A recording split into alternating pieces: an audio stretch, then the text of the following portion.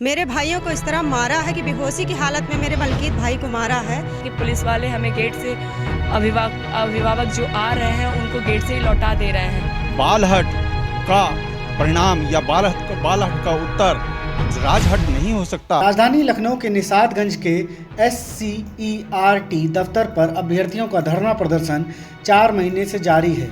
अभ्यर्थियों ने बताया कि 21 अक्टूबर से हमारे साथियों को पुलिस ने पकड़ रखा है और हम लोगों को कोई जानकारी नहीं है कि वो लोग कहाँ हैं। 3 दिनों तक कई साथियों को पुलिस थाने में रखने के बाद जेल भेजा गया और वहीं 4 साथियों का आज तक कोई अता पता नहीं है। योगी जी से प्रार्थना करती हूँ कि वो अपने संज्ञान में सारी जितनी भी घटनाएं हुई हैं ले। उनके अधिकारियों ने जिस तरह घालमेल बीच में किया है, मेरे भाइयों को इस तरह मारा है कि बेहोशी की हालत में मेरे मलकीत भाई को मारा है और किसी का पता नहीं है। आज 4 दिन और रात हो गए हैं, 4 दिन मेरे भाइयों का कहीं पता नहीं है। अभ्यर्थियों ने यह भी बताया कि अभिभावकों को यहां पर आने से अब रोका जा रहा है। गेट पर ही पुलिस और प्रशासन के लोग हम लोगों के अभिभावकों को रोक रहे हैं और वापस कर दे रहे हैं। अभ्यर्थियों ने कहा कि योगी सरकार में हम लोगों के साथ अन्याय हो रहा है।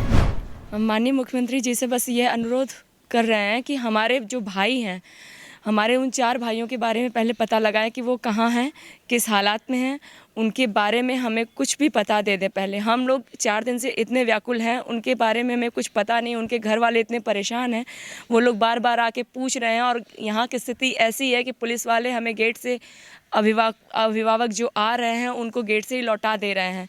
उन्हें अंदर आने नहीं दिया जा रहा है कि आप लोग धरने में जा रहे हो, धरने वालों का साथ नहीं देना है। अगर अभिभावक आएंगे, नहीं पता करेंगे अपने बच्चों के बारे में, तो कैसा ये लोकतंत्र है, हमें समझ नहीं आता है। सबसे पहले योगी जी संज्ञान लें और अपने जो कर्मचारी हैं उनको ये आदेशित करें कि उनका पता लगा के हमें बताएं। दूसरी चीज़, जो हमारे 61 भाई अंदर हैं जेल के अंदर, उनको रिहा करें। चाहे जैसे उनकी कोई ये आतंकवादी गतिविधि कोई हम लोगों ने नहीं किया, हम लोगों ने सिर्फ अपने हक के लिए मांग करने गए थे। हमारी बातें 4 महीने से सुनी नहीं जा रही हैं, तब हम लोगों ने ये कदम उठाया होगा। आपको भी समझना चाहिए कि ये बच्चे ऐसा क्यों करते हैं। जब हमारा सब्र का बांध टूटा है, तब हम लोग कुछ ऐसा करने को मजबूर हैं और करने के लिए हमें कहीं ना कहीं से ये सरकारी कर्मचारी ही हमें मजबूर किए हैं। हम लोग अपने से शौक से नहीं आए हैं कि यहाँ से हम लोग किसी का रास्ता रोकें या किसी के कार्य को रोकें या किसी के कार्य को बाधित करें।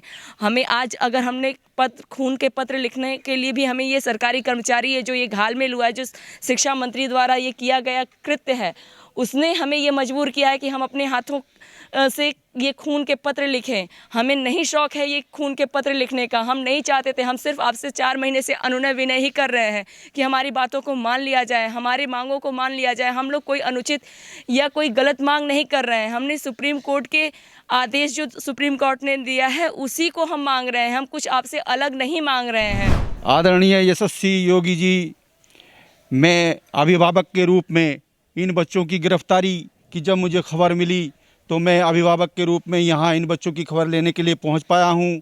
और मैं आपसे विनम्र निवेदन करता हूँ कि ये बच्चे आपके बच्चे हैं, इनसे अगर कोई भूल हो गई है, बच्चों की क्षमा या बच्चों की जिद, तो आप जानते ही हैं बालहट का परिणाम या बालहट का उत्तर राजहट नहीं हो सकता। इसलिए आपसे विनम्र निवेदन मैं करता हूँ अभिभावक के रूप में कि आप इन बच्चों की भूल को क्षमा करके इन्हें मुक्त कर दीजिए और इन्हें अपनी मांग के लिए, जिस मांग को लेकर ये यहाँ इतने दिनों से बैठे हुए हैं, आप उस पर निजी संज्ञान लीजिए, जिससे ये अपनी समस्या के समाधान पाकर ये अभ्यर्थी, योग्य अभ्यर्थी सब शिक्षक अपने पदों पर जा सकें और इन्हें न्याय मिल सके।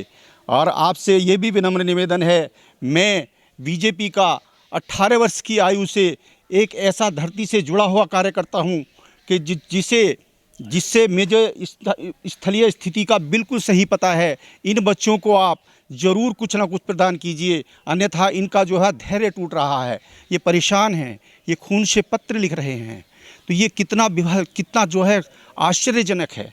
इसलिए आपसे मेरी बार बार ये प्रार्थना ही करता हूँ कि आप इनका संज्ञान जरूर लें।